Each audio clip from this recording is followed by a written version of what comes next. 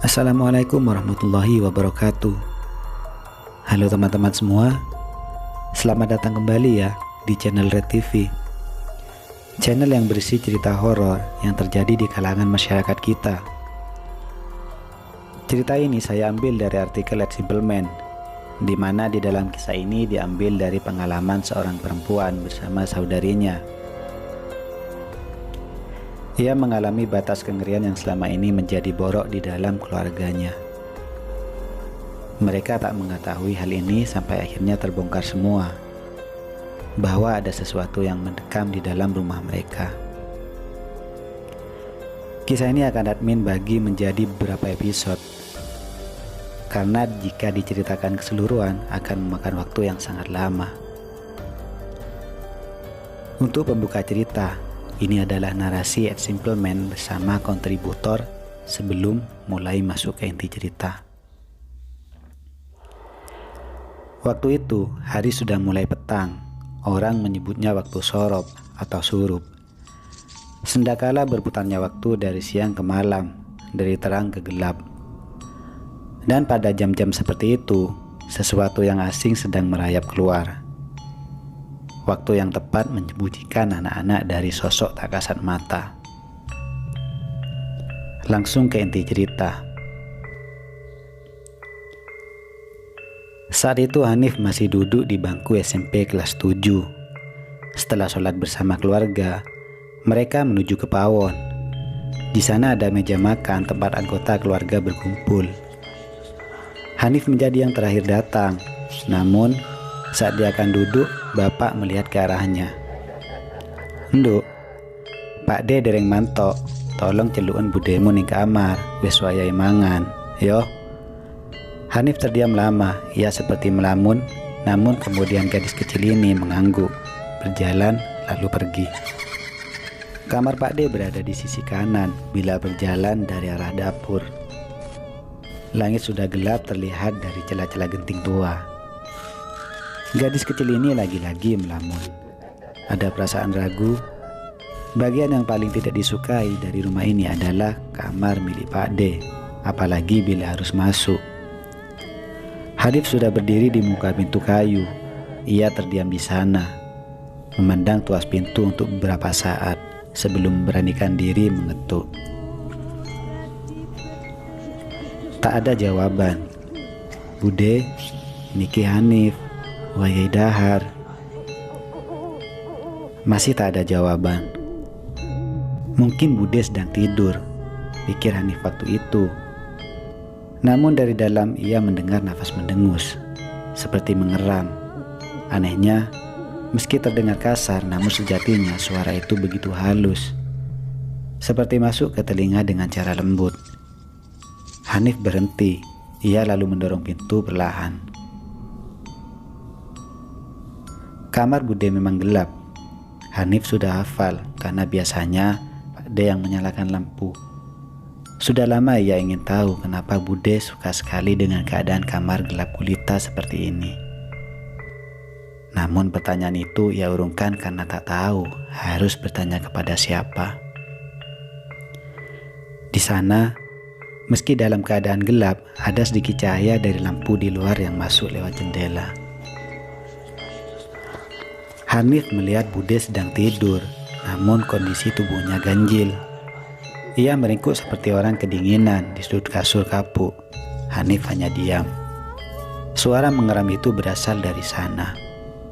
Aroma lembab, dingin lantai tekel, bau apek dari debu. Hanif sangat membenci kamar ini.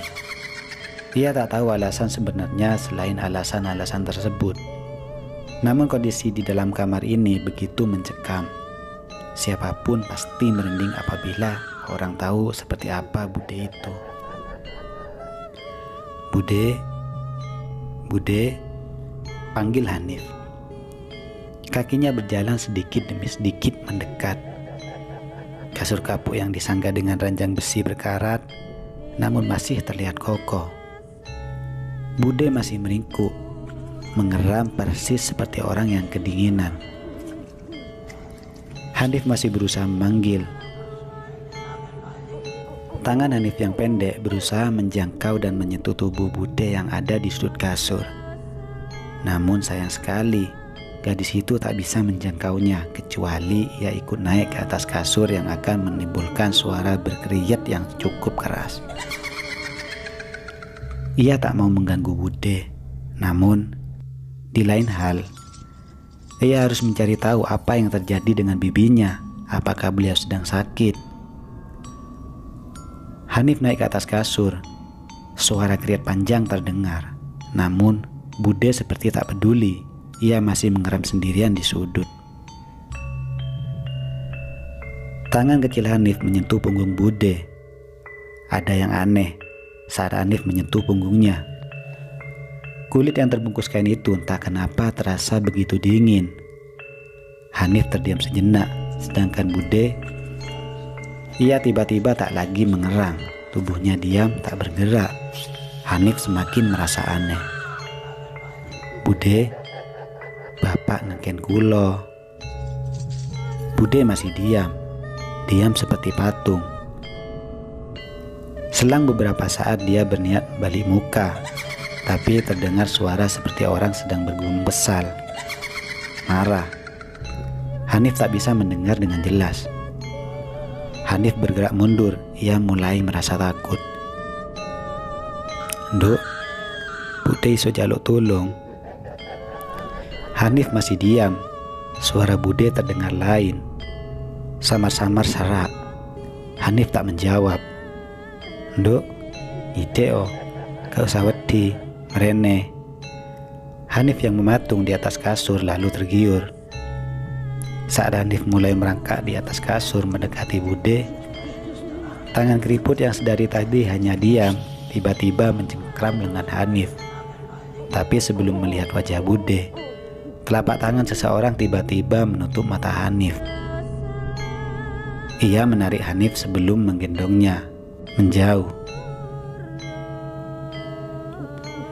Hal yang terjadi selanjutnya adalah Hanif melihat Pak D menutup pintu kamar. Ia bilang Bude sedang tidak enak badan, jadi dia belum bisa bergabung dengan yang lain. Pak D meminta Hanif agar kembali dengan yang lain, sementara beliau sendiri kemudian masuk ke dalam kamar. Sesaat sebelum pintu tertutup, Hanif bisa melihat wajah Bude dengan raut wajah keriput, serta rambut panjang acak-acakannya. Melihat Hanif melotot, namun ia tersenyum menyeringai, persis seperti wajah nenek-nenek di film-film setan. Tapi Hanif tak pernah menceritakan kejadian ini. Simpang siur tentang keanehan Bude sebenarnya tak hanya jadi perbincangan keluarga, tetapi tetangga-tetangga desa. Pernah ada 2 orang warga yang saat itu sedang jaga malam.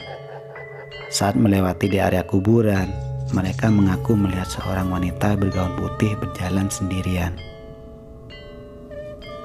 Takut terjadi hal-hal yang tidak diinginkan, mereka mengikuti. Kebetulan hari itu ada warga sepuh yang baru saja meninggal, entah bagaimana. Di salah satu kuburan, mereka menemukan wanita ini berjongkok. Posenya terlihat seperti sedang berdoa. Merasa ada yang janggal, mereka berjalan mendekat. Menghindari kesalahpahaman, 2 orang warga ini sepakat berjalan pelan, berusaha tak menimbulkan suara sambil memutar agar bisa melihat siapa dan apa yang sedang dilakukan oleh seorang wanita malam-malam seperti ini. Saat itulah mereka yakin bahwa wanita yang ada di kuburan adalah Bude. Bude sedang berjongkok, sedangkan kedua tangannya menjemput tanah kuburan lalu memasukkannya ke dalam mulut. Melahapnya seolah-olah itu adalah nasi putih di atas sebuah piring. Sebenarnya semenjak cerita itu tersebar, banyak orang mengaku tidak percaya, tapi sayang, lebih banyak orang yang percaya dengan cerita tersebut. Hanif dan keluarga sendiri tak tahu harus bereaksi seperti apa. Namun, Pak D mengatakan bahwa hal itu tidak benar. Tidak sampai perlahan-lahan semua mulai menyadari keanehannya. Hanif, Isti, dan seluruh anggota keluarga sedang duduk di atas meja makan. Lauk dan nasi tersaji di hadapan mereka, namun hanya Bude seorang yang melihat kami semua makan dengan ekspresi wajah kosong. Nasi di atas piring tak disentuhnya sama sekali, sampai menjadi dingin. Meski begitu, tak ada yang berani menegur, bahkan Pak D sendiri seolah-olah tak melihatnya.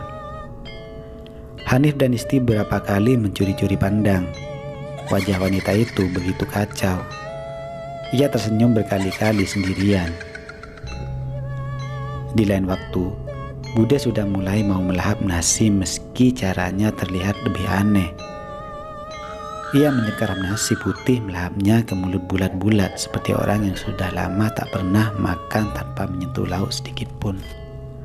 Malam itu, Hanif tahu bapak dan ibu sedang berbicara.